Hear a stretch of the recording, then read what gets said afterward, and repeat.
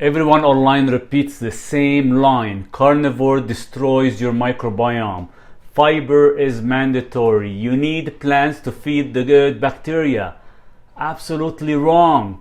Today, we are going to break down exactly what happens to your gut bacteria, your intestinal wall, your immune system, and your fermentation pathways when you switch to carnivore. No myth, no influencers nonsense, only physiology. Because the microbiome doesn't disappear on carnivore, it reorganizes. When you stop eating fiber, you stop feeding the saccharolytic bacteria. Now these are the carbohydrate fermenters. They shrink, they downregulate, they reduce gas, bloating, and osmotic diarrhea. And that's not damage, that's removing the fuel source for the overgrowth you had before. At the same time, another shift begins. Your gut starts feeding a different pathway. Beta oxidation bacteria, the ones that run on fats, bile acids, amino acids. Now these bacteria don't require fiber, they require substrate from your diet and your bile flow. This is the first major step people misunderstand. You didn't lose diversity, you lost carb-dependent diversity, and the system reorganized around fat metabolism. Now, high-fat carnivore increases bile acid production, and bile changes everything. One, it suppresses harmful gram-negative overgrowth, including endotoxin-producing strains like Enterobacter and Klebsiella. Now, two, it feeds bile acid metabolizing bacteria as well too, like Akkermansia municiphala. Now these bacteria are actually linked to better gut barrier repair, lower inflammation, tighter mucus layer integrity, reducing endotoxin absorption. And this is the part vegans never talk about. See, carnivore increases the bacteria that repair the wall, not inflame it.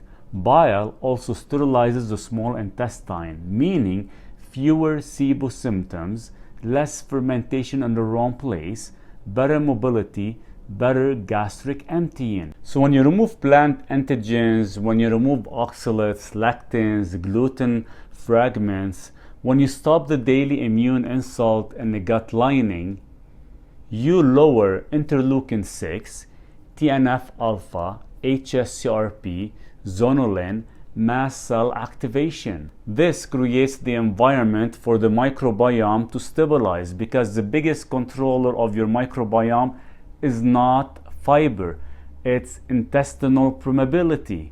If your gut wall is inflamed, your microbiome stays chaotic. If your gut wall calms, your microbiome reorganizes predictably. Carnivore removes nearly every food that activates inflammation. This is why people say, my IBS stopped, my bloating disappeared, my autoimmune symptoms dropped, my anxiety improved. The gut immune brain axis depends on one thing: permeability. Carnivore fixes the barrier, and once the barrier is stable, the microbiome rebuilds with the species that thrive on fat, protein, bile, and mucin, not carbs. See, at 8 to 12 weeks, we see real transformation. Akkermansia increases. This is the #1 longevity associated gut species. It thrives on a mucus layer, not fiber.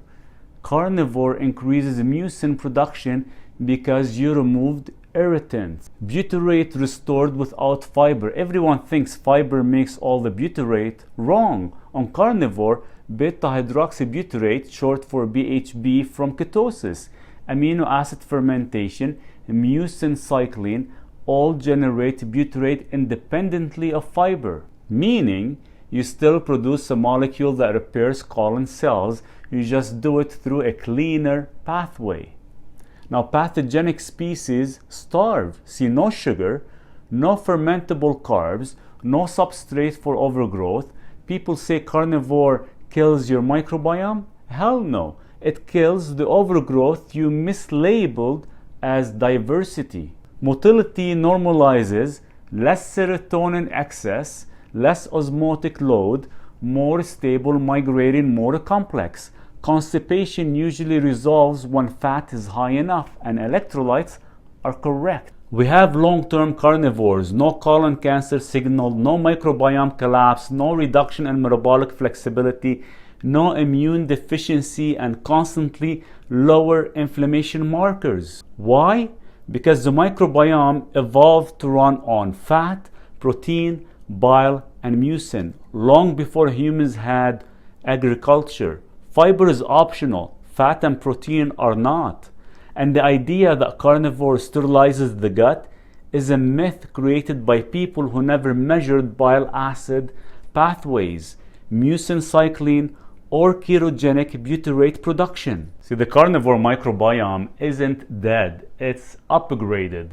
Less fermentation, less endotoxin, less inflammation, more mucin, more Akkermansia, more bile-adapted species, more gut wall stability. You don't destroy the microbiome, you remove the chaos, so it can reorganize into something stronger. This is the carnivore gut transformation, and now you understand the mechanism.